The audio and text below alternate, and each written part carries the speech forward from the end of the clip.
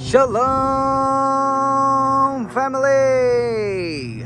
God bless you all. Thank y'all for tuning in for today's property tour. And today we are at Southgate Homes here at the Northwood Manor community here in Frisco, Texas. We're going to be checking out this beautiful model home. So I'm going to leave all the specs here on the screen. So hopefully y'all enjoy this beautiful home tour. As always, be sure to hit that thumbs up. It really helps a lot with the channel. And subscribe if you feel led. But aside from that, God bless you all. Stay tuned towards the end of the video for the good news. So let's cue the music and enjoy.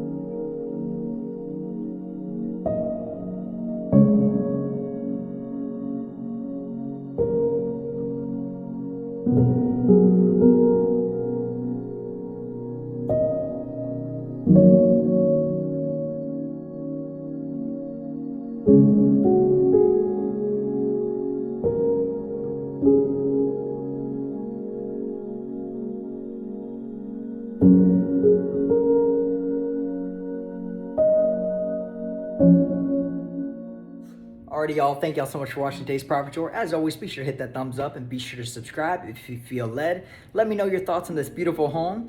And as always, if you guys are looking to relocate to the Dallas area, we do have a type form in the description where you guys can fill out. And if you guys need help moving out here, we do have that, or we're also going to leave the builder's information in the description.